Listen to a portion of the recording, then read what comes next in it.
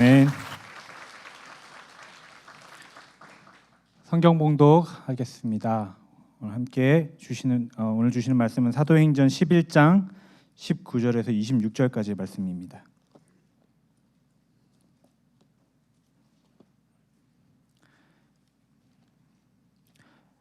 사도행전 11장 19절부터 26절까지 말씀입니다. 제가 가진 성경책은 신약성경 206쪽.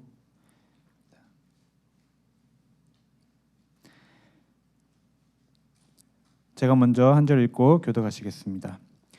그때 스데반의 일로 일어난 환란으로 말미암아 흩어진 자들이 베니게와 구브로와 안디오까지 이르러 유대인에게만 말씀을 전하는데 중에 구브로와 구베네 몇 사람이 안디오에 이르러 헬라인에게도 말하여 주 예수를 전파하니 주의 손이 그들과 함께 하심에 수많은 사람들이 믿고 주께 돌아오더라.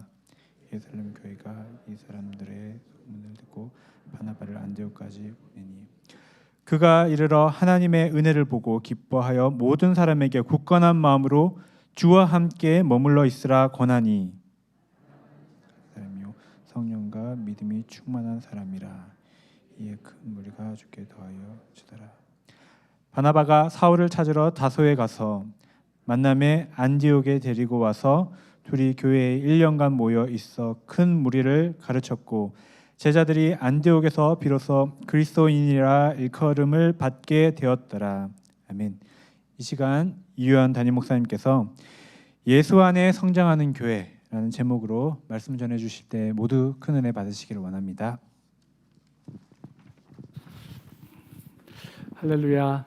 우리 오늘 다음 세대 졸업 예배 드리시느라고 박수 많이 치셨죠? 네, 아마 많은 박수를 치셨는데요. 감사합니다. 이렇게 졸업 예배 무슨 설교를 해야 할까 생각하다가 우리 자녀들이 한 학년 마치고 성장해 가면서 상급 과정으로 이렇게 진학하는 것을 보면서 우리 자녀들이 육체적으로 또 학교에서 공부하면서 지식적으로 자랄 뿐만 아니라 신앙적으로도 성장하기를 원하는 그런 마음이 들었습니다. 또 뿐만 아니라 우리 교회도 주님 은혜 가운데서 성장하고 성숙해져 나가야 되겠다라는 생각이 들었는데요. 그래서 오늘 본문에 나오는 이 안디옥 교회의 성장을 한번 좀 주목해 보려고 합니다. 잠시만요. 오늘 한국말 잘 이해 안 되시는 분들 트랜슬레이션 키트 준비됐거든요. 이제 손 들어주시면 우리 좀 드리겠습니다. 있으세요? 다 받으셨어요? 다 알아들으세요? 네, 좋습니다. 시간이 많이 지나서요. 좀 줄여서 해보도록 하겠는데요. 자, 오늘 본문에 나오는 이 안디옥 교회의 그 성장의 모습을 우리 함께 좀 주목해 보려고 합니다. 여러분, 교회에 대해서 어떤 기대 또 어떤 꿈이 여러분 있으십니까? 어떤 교회를 이렇게 보시면 이렇게 가슴이 뛰세요? 성경에 나오는 여러 교회들이 있지만 저는요 특별히 이 사도행전 11장에 나오는 안디옥 교회를 생각하면 가슴이 뜁니다. 세상에 이런 교회 공동체가 있다니, 이렇게 주님의 교회가 세워지다니 참 놀랍습니다. 핍박 때문에 흩어진 사람들을 통해서 예수 그리스도의 복음이 전해지고 하나님의 은혜 가운데 성도들이 자라나고 세상 사람들은 이 제자들을 보고 그리스도인, 그러니까 그리스도의 사람들이라고 부르게 되기까지 됩니다. 이 교회가요 처음으로 다른 그 공동체를 섬기는 구제하는 교회가 되고요. 이 교회가 처음으로 예수 그리스도의 복음을 증거하기 위해서 선교사를 파송하는 교회가 됩니다. 자, 어떻게 이렇게 멋진 교회가 세워졌을까? 이 교회를 보면서 우리 교회도 이런 교회처럼 성장하고 또 자라나기를, 또 이런 교회가 되기 위해서 우리가 함께 헌신하기를 하는 마음이 제 마음 가운데 있습니다. 어떻게 하면 우리가 이 안디옥 교회처럼 자라날 수 있을까? 성장할 수 있을까? 오늘 말씀을 통해서 이 안디옥 교회를 함께 살펴보면서 먼저 안디옥 교회가 어떻게 시작됐고 또 어떻게 성장했는지 또 어떻게 성숙하게 되었는지 그 요인들을 좀 함께 살펴보려고 합니다. 여기에는요 우리 개인과 교회 공동체 전체에게 주시는 그런 도전도 있고 교훈도 있을 텐데요.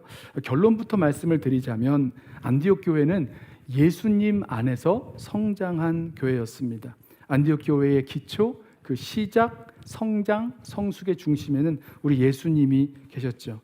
첫 번째입니다. 먼저 안디옥 교회의 시작이요. 20절에 보면 주 예수를 전파하니 라는 말씀으로 시작하는데요. 안디옥 교회는 주 예수가 전파됨으로 시작되었습니다.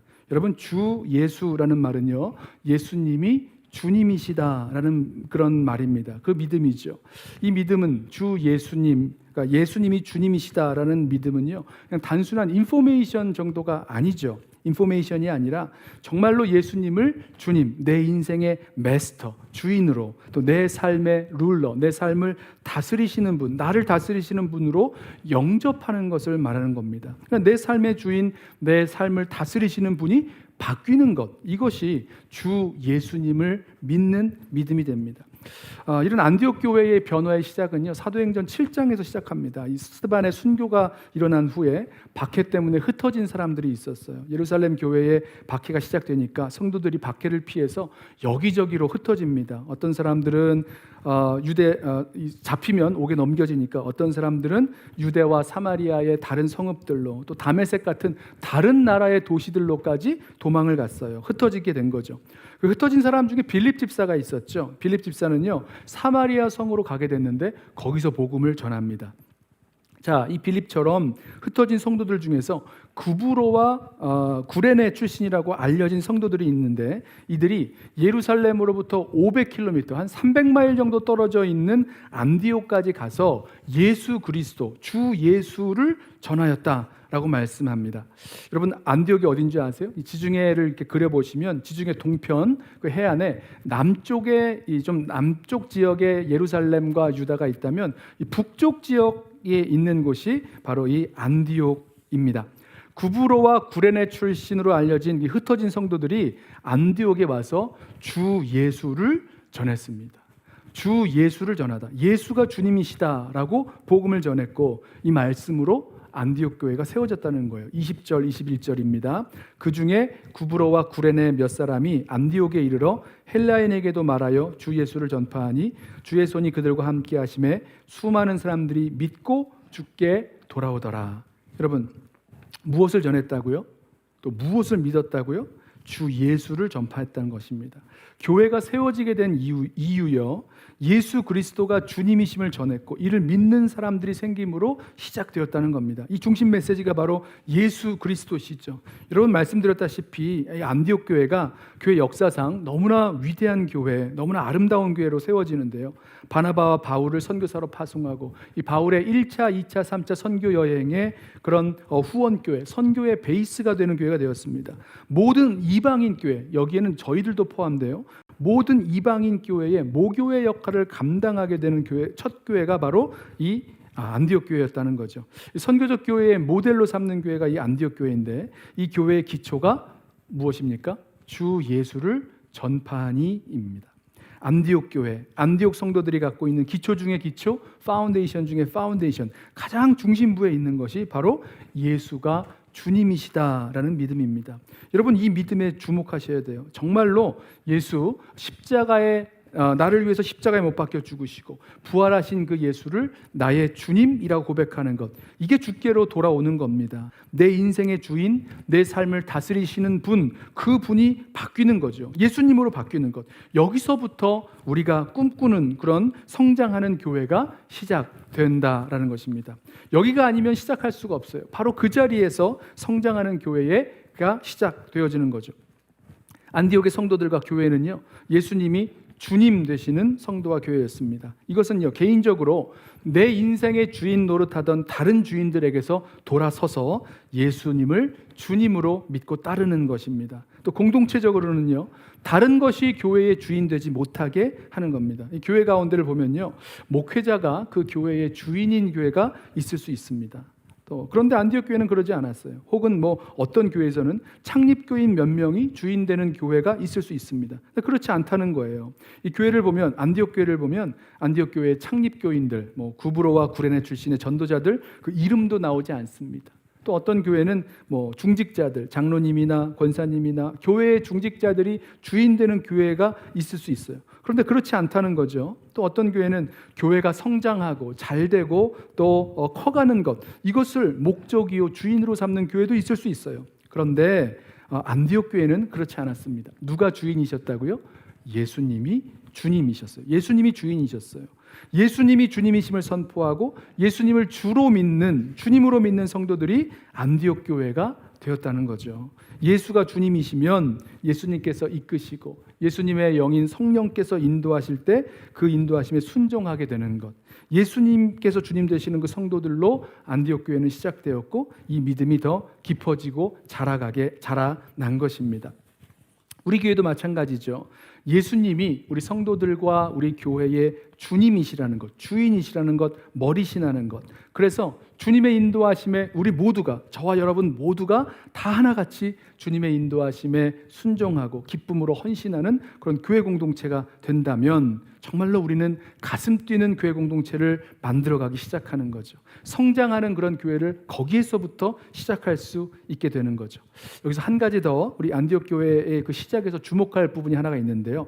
안디옥 교회가 헬라인에게도 주 예수를 전한 교회였다는 겁니다. 보통 이제 19절 말씀을 보면 흩어진 사람들이 예수를 증거할 때 유대인들에게만 전했다 이렇게 나옵니다. 그러니까 다른 사람들에게, 다른 민족들에게는 전하지 않았어요. 근데 무슨 이유에서인지 구브로와 구레네 출신의 성도들이 안디옥에 이르렀을 때 헬라인에게도 예수를 증거하기 시작했다는 거예요. 그리고 헬라인들에게 이 주 예수를 증거할 때 놀라운 역사가 나타났습니다. 어떤 기적 같은 게 나타나는 거죠. 주의 손이 예수를 증거하는 그들과 함께 하심에 수많은 사람들이 믿고 주께 돌아오더라. 결국 이 일로 안디옥 교회는요, 예수를 주와 그리스도로 믿는 헬라인들 중심의 여러 이제 이방인들이 섞여 있는 그런 헬라인들 중심의 그런 교회가 되었습니다. 여기에서 우리는요, 다시 한번 역사의 주관자 되시는 하나님의 그 섭리를 보게 됩니다. 지금 누가 복음을 전했냐면 흩어진 사람들이 복음을 전했거든요. 예루살렘에서 일어난 그 박해를 피해서 도망가던 사람들 말입니다. 그저 박해를 피해서 도망가는 걸로 알았어요. 예루살렘을 떠나는 것이 목적이었습니다. 그래서 좀 안전한 곳으로 가보려고 생각하고 있었던 것 같아요. 그런데 하나님께서는요, 역사를 주관하시는 그 섭리 속에서 그렇게 도망치던 사람들을 통해서 복음을 전하게 하셨다는 것입니다. 사마리아로, 다메섹으로, 그리고 오늘 본문에 나오는 안디옥에서도 이 헬라인에게까지 복음을 전하게 하셨다는 거죠. 무엇 때문에요? 핍박으로 말미암아 흩어진 사람들로 말미암아서입니다. 결국은요, 복음이 인종적인 또 문화적인 장벽을 뛰어넘게 하시려는 하나님의 목적이 여기에 있는 것을 우리가 보게 되죠. 사람들 생각에는, 성도들 생각에는요, 큰일 나서 사고가 나서 흩어졌다고 생각했었을 텐데, 그래서 내가 어쩔 수 없이 선택해서 가게 된 곳이라고 생각했을 텐데 그것이 아니었다는 거죠. 그 흩어짐에는요, 하나님께서 담아놓으신 이유와 목적 그리고 계획이 있었다는 것입니다. 우리도 이것을 믿음의 눈을 통해 보게 되는 거죠. 저희들도 마찬가지예요. 저희가 이렇게 달라스에 있게 되는, 여기에 이 시간 이곳까지 오게 되었는데 이를 설명할 수 있는 여러 이유와 목적과 상황과 또 여러분들의 결정들이 있었을 것입니다. 우리 자녀들 같은 경우에는 부모님들의 결정이었겠죠. 어떤 우리 자녀들은 그냥 태어나서 자란 곳이 달라스예요 이렇게 얘기할 겁니다. 부모님에게 물어보니까 가족이 달라스로 이주했기 때문에 왔다 이렇게 얘기할 수도 있어요. 누구는 주재원인 부모님을 따라서 여기 왔을 것입니다. 또 누구는 결혼으로, 유학으로, 아니면 타주에서 졸업하면서 직장 때문에 여러 가지 이유로 달라스로 오신 분들이 계실 거예요. 그런데 바로 이런 모습 속에 여기에는 우리가 다 알 수도 없고 설명할 수도 없는 하나님의 이유와 목적, 계획이 있으시다는 거죠. 여러분, 이걸 우리 함께 고백해 보기로 하겠습니다. 또 특별히 여러 교회들이 있는데 그 중에서 우리를 이 교회에서 만나 한 공동체를 이루게 하신 것, 여기에도 우리 인생의 주관자 되시는 하나님, 역사를 주관하시는 하나님의 놀라운 섭리 안에서 이루어졌다는 것을 믿으시기 바랍니다. 여기에 목적이 있다고요. 특별히 다른 건 몰라도 우리 한 가지 분명히 알 수 있는 목적이 있는데, 마치 이 안디옥 교회처럼 역사의 주관자 되시는 하나님의 큰 그림 속에서 우리가 이 달라스 땅에서 달라스 연합교회 KCD에 함께 모이게 된 그 하나님의 목적, 적어도 우리가 예수 안에서 함께 자라날 수 있게 하시려는 하나님의 목적과 계획이 우리들 가운데 있다는 것을 믿으시길 바랍니다. 자, 두 번째는요, 안디옥 교회의 성장 이야기인데요. 23절 보면 굳건한 마음으로 주와 함께 머물러 있으라 이렇게 권면을 합니다. 여러분, 안디옥에 예수의 복음이 전해지고 유대인들만이 아니라 헬라인에게도 복음이 전해졌다라는 소식이 예루살렘 교회에 들리자 예루살렘 교회에서는요, 이 바나바를 안디옥으로 보냅니다. 바나바가 안디옥에 도착해서 그 교회를, 성도들을 보았더니 하나님의 은혜가 있었다라는 것을 보게 돼요. 22절, 23절 말씀이죠. 예루살렘 교회가 이 사람들의 소문을 듣고 바나바를 안디옥까지 보내니 그가 이르러 하나님의 은혜를 보고 기뻐하여 모든 사람에게 굳건한 마음으로 주와 함께 머물러 있으라 권하니. 지금 예루살렘 교회가 바나바를 보내서 대체 어떤 일이 이루어졌는지, 지금까지는 한 번도 이방인들에게, 이 헬라 사람들에게 복음을 전하고 그들이 교회로 세워진 역사가 없었기 때문에 바나바를 보내서 어떻게 된 일인지 파악하게 했습니다. 근데 바나바가 안디옥 교회에 가서 무엇을 보았냐면 하나님의 은혜를 보았다, 이렇게 말해요. 그리고 기뻐합니다. 자, 안디옥 교회 성도들을 보았더니 하나님 은혜가 나타난 것을 보게 됩니다. 그러니까 안디옥 교회는요, 하나님의 은혜가 정말로 사람의 눈에 보이는 교회였다는 거예요. 그럼 여기에서 바나바가 본 하나님의 은혜, 이 안디옥 교회 성도들이 보여준 그 하나님의 은혜는 무엇일까? 무엇을 보고 하나님의 은혜가 안디옥 교회에 있었다라고 말하는 걸까요? 성경이 구체적인 내용을 말하고 있지 않습니다만은 분명한 것은 하나님의 은혜를 알고 예수님의 주되심을 정말로 고백하는 믿음의 성도들에게는 뭔가 다른 게 있다는 거예요. 뭔가 다른 점, 뭔가 구별되어 보이는 다른 점이 분명히 있다는 거죠. 변화된 모습이 나타난다는 것입니다. 자, 자신이 구원받아야 할 죄인이라는 것을 깨달은 성도의 모습, 굉장히 달라 보입니다. 달라 보여요. 회개와 믿음으로 돌이킨 성도의 변화된 모습, 이거 굉장히 달라 보이는 거예요. 그 삶 속에 예수를 주와 그리스도로 믿고 따라가는 성도의 삶 속에 나타나는 기쁨, 사랑, 겸손, 긍휼, 용서, 화해, 섬김, 이런 모습들이요, 다 달라 보이는 거예요. 이런 변화들이 하나님의 은혜를 경험한 성도들에게 나타나는 모습이라는 겁니다. 바나바가 본 게 바로 이런 모습이었다는 거예요. 자, 물론 이와 반대되는 경우도 있습니다만은, 그러니까 교회 성도들을 만났는데 정말 예수 믿은 사람 같지 않게 느껴지는 경우도 있죠. 바울이 나중에 3차 전도 여행을 하면서 에베소에서 제자들을 만났는데 뭔가 이상한 겁니다. 그래서 물어봐요. 너희가 믿을 때에 성령을 받았느냐? 이거 왜 묻는 거냐면 회개와 믿음, 그리고 이어지는 성령의 선물로 이어지는 그 성도의 변화된 모습, 뭔가 세상과 다른 모습이 보이지 않으니까 물어봤다는 거죠. 그런데요, 바나바는 안디옥 교회 성도들에게 가보았더니 하나님의 은혜를 경험한 성도들의 모습을 보았습니다. 또 반대로 바울은 에베소의 제자들에게서 그걸 보지 못했다는 거죠. 자, 이 하나님의 은혜가 이 교회 가운데 나타난 것을 본 바나바는요, 매우 기뻐하면서 안디옥 교회 성도들에게 이렇게 권면합니다. 23절 하반절이에요. 그가 이르러 하나님의 은혜를 보고 기뻐하며 모든 사람에게 굳건한 마음으로 주와 함께 머물러 있으라 권하니. 자, 저는요, 여기서 바나바의 권면, 굳건한 마음으로 주와 함께 머물러 있으라. 어떻게 해요? 주와 함께 머물러 있으라 라는 이 권면이 정말로 이 변화된 성도들, 새롭게 거듭난 성도들의 성장에 있어서 꼭 필요하다라고 생각합니다. 왜냐하면요, 우리 성도들이 쉽게 흔들리기 때문입니다. 여러분, 그냥 있으면 흔들려요. 우리 믿음이 흔들립니다. 믿음이 식습니다. 열정도 사라지고, 또 마귀가 가만히 놔두나요? 우리를 유혹하죠. 시험하죠. 그러면 자꾸 우리 옛날로, 과거의 그런 모습으로 돌아가게 만들어 버린다는 거죠. 그래서 지금 안디옥 교회 성도들에게 주 예수 그리스도의 복음을 듣고 하나님의 은혜를 알고 주 예수님께 돌아온, 그렇게 말하고 있죠. 예수님께 돌아온 그 새 생명의 성도들에게 이 바나바가 주는 권면이 무엇이냐? 무엇이죠? 주와 함께 머물러 있으라. 주와 함께 머물러 있으라. 우리 개역 성경에서는 주님께 붙어 있으라, 이렇게 권면을 했습니다. 여러분, 그냥 예수 믿고 새 생명으로 태어나는 것, 그렇다고 해서 다 된 것이 아닙니다. 거기가 끝이 아니에요. 계속해서 주님과 함께 동행하고 주님께 붙어 있어야지만 성장하고 자라날 수 있습니다. 특별히 여기서 굳건한 마음을 가지라고 권면하고 있는데요, 그 결과, 이렇게 권면한 결과 안디옥 교회는 더 많은 사람들이 주님께 나오는 교회가 되었습니다. 24절이에요. 바나바는 착한 사람이요 성령과 믿음이 충만한 사람이라 이에 큰 무리가 주께 더하여지더라.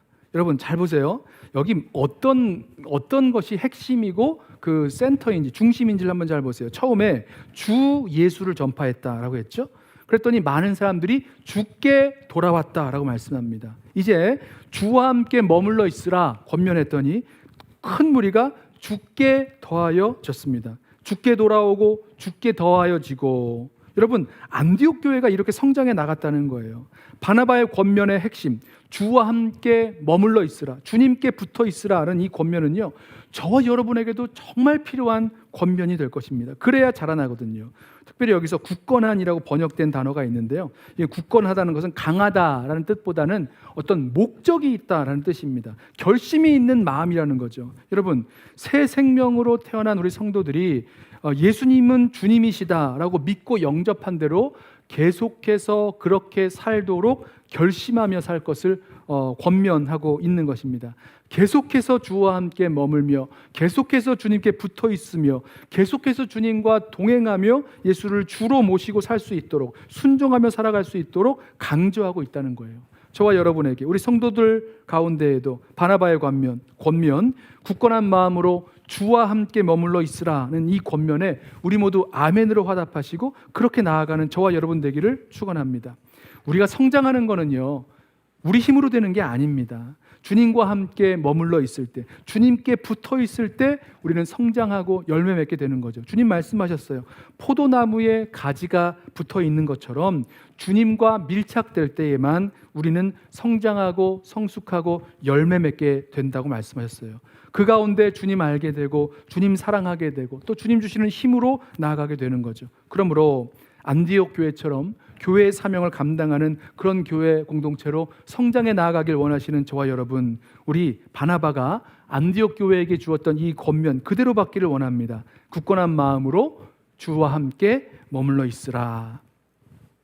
그래서 우리도 주님과 함께 동행하고, 주님이 우리 주님이시니까 또 주님께 순종할 수 있는 저와 여러분 되기를 원합니다. 자, 안디옥 교회의 시작, 안디옥 교회의 성장, 그리고 이번에는 안디옥 교회의 성숙입니다. 26절을 보면 말씀하죠. 그리스도인이라 일컬음을 받게 되었더라, 이렇게 말씀해요. 자, 주님과 함께 살아가고 주님께 순종하며 살아가기로 굳건한 마음으로 나아간 안디옥 교회가 아주 큰 성장을 경험했을 때, 그때 바나바가요, 저 고향 다소에 내려가 있었던 사울을 찾아갑니다. 그래서 이 사울을 데려다가 자신과 함께 안디옥 교회를 목회하도록 요청을 합니다. 그래서 이 사울이 바나바의 초청에 응해서 안디옥으로 오게 되죠. 그리고 바나바와 사울은 안디옥 교회 성도들을, 그 제자들을 1년 동안 가르쳤습니다. 그렇게 배우며 성장한 안디옥 교회 성도들, 자, 이 안디옥 교회 사람들에게 새로운 별명이 하나 붙는데요, 그게 바로 그리스도인이라는 별명입니다. 25절과 27절까지 말씀입니다.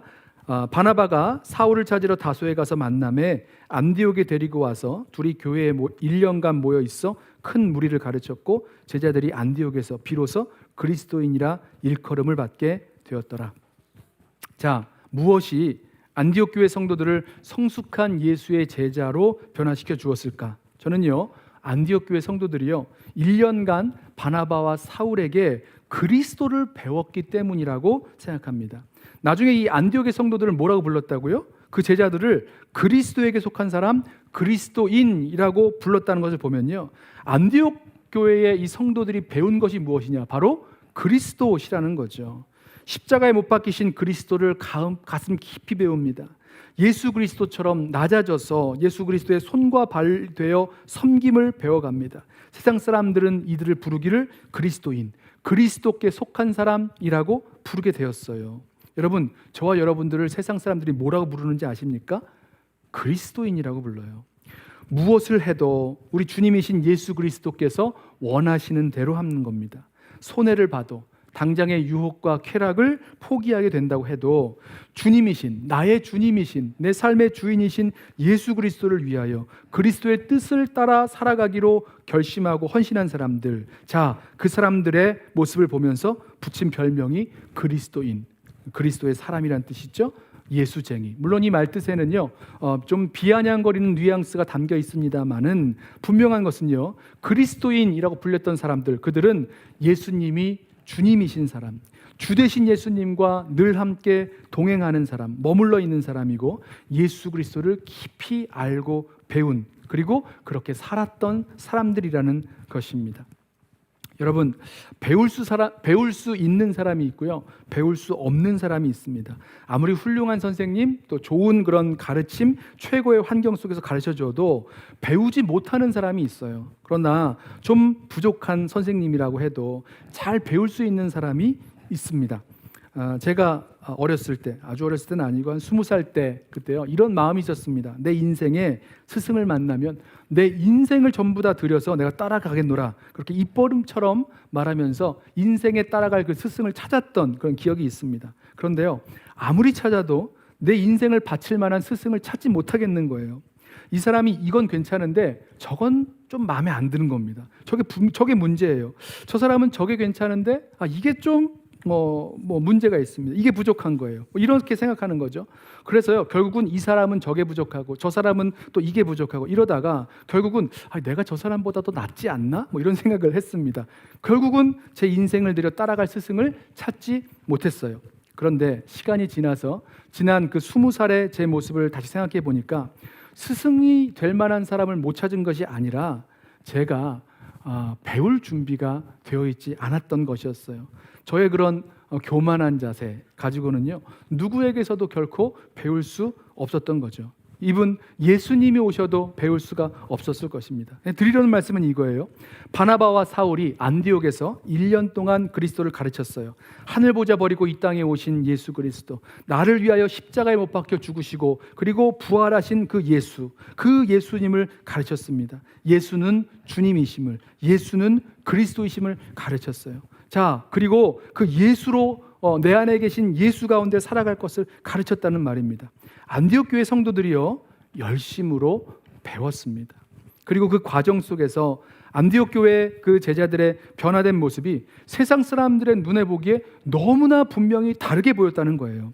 그리스도에게 속한 사람, 그리스도의 뜻에 순종하는 사람, 작은 예수의 모습으로 확실히 보이기 시작했습니다. 그리고 그들을 그리스도인이라고 불렀죠. 자, 이어지는 이야기를 보면 세상 사람들의 눈에 그리스도인이라고 보였던 이 사람들이요, 말씀을 계속 읽어보시면 이 어려움에 처한 예루살렘을 돕는 첫 교회가 되었습니다. 그리고 이 안디옥 교회가요, 성령께서 불러 시키시는 일을 위하여 바울과 바나바를 따로 세워서 선교사로 보내는, 파송하는 교회가 되었습니다. 말씀드렸던 대로 바울의 선교 여정의 그런 베이스가 되고 또 모든 이방인 교회의 모교회요, 모델이 되었습니다. 여러분, 우리를 정말 가슴 뛰게 만드는 이 안디옥 교회의 이 성장하는 모습들 우리 바라보면서 이야기를 들었는데요, 안디옥 교회의 처음부터 마지막까지 그 중심은 우리 주 예수 그리스도셨습니다. 안디옥 교회의 시작에는요, 예수님이 내 인생과 교회 공동체의 주님 되심을 고백하는 믿음에서 자라나기 시작했고요, 안디옥 교회의 성장에는 계속해서 우리 인생의 주님 되신 그분께 함께 머물고 함께 붙어 있으려는 그런 목적과 결심을 가지라는 바나바의 권면이 있었습니다. 안디옥 교회의 성숙에는요, 겸손함으로 그리스도를 배우는 모습, 그리스도를 닮은 모습으로 살아내는 그런 세상 사람들이 보기에 그리스도에게 속한 사람, 그리스도의 소유된 사람이라는 증거가 있었습니다. 시작, 성장, 성숙, 그 중심에는 예수님이 계셨고 예수를 주로 믿음으로, 또 예수님과 늘 함께 동행함으로, 그리고 예수님을 배움으로 안디옥 교회는 성장하고 성숙했습니다. 그리고 이 교회의 모습이 우리의 가슴을 뛰게 만들죠. 여러분, 안디옥 교회 이야기를 들으시면서 저와 여러분에게 우리 교회 공동체에는 무엇이 필요하다고 느끼셨습니까? 정말로 우리에게 예수는 나의 주님이시다라는 그런 믿음이 있는지 한번 돌아보셔야 되지 않을까요? 세상에서 따르고 사랑하던 내 인생의 옛 주인들, 그것 버리고 예수님을 정말로 내 인생의 마스터로서, 주인으로서, 그리고 내 삶을 다스리는 분, 룰러로서 영접하고 따르고 있는지 우리 자신에게 물어보아야 될 것입니다. 거기에서 성장과 성숙이 시작되기 때문이죠. 또 한 가지, 주 예수님께 돌아온 후에 이런저런 이유로 흔들리죠. 흔들릴 때가 있어요. 그럴 때마다 계속 굳건하게 주님과 함께 머물기 위해서, 주님과 함께 살기 위해서, 주님께 붙어 있기 위해서 힘써 결단함으로 살아가야 될 것입니다. 안 그러면요, 우리 흔들려요. 그리고 흔들리고 넘어지게 되죠. 우리도 늘 주님과 함께 머물며 함께 살기를 결단하고 애를 쓰면서 나아가기를 원합니다. 저절로 되는 것 아니에요. 하지만 분명히 우리에게 할 수 있기에 주신 권면의 말씀입니다. 그리고 마지막으로 그리스도께 속한 사람, 그리스도인이라고 불리게 된 것, 안디옥 교회가 바울과 바나바에게 주 예수 그리스도를 1년 동안 열심으로 배웠기 때문이라 말씀드렸어요. 말로만 배운 게 아니죠. 삶으로 배웠고 삶으로 그 그리스도를 살아냈습니다. 복음을 살아낸 거죠. 그리고 그리스도인이라 불렸어요. 우리도 예수 그리스도를 배우고 예수 그리스도, 내 안에 계신 예수 그리스도를 살아내는 그 일에 헌신하며 또 힘쓰며 나아가야 될 것입니다. 우리 모두 예수님을 중심으로 기초를 세우고 성장 성숙하게 되기를 원합니다. 그래서 주님께서 우리를 부르셔서 이곳에 교회 공동체로 세우신 그 목적을 이루어 드리고, 그래서 우리 교회를 바라볼 때 정말 우리 교회를 생각하면 가슴 뛰게 되는 그런 교회, 정말 우리가 꿈꾸며 원하는 그런 성장하는 교회가 우리들 가운데 이루어지기를 예수 그리스도의 이름으로 부탁하며 축원합니다. 기도하겠습니다.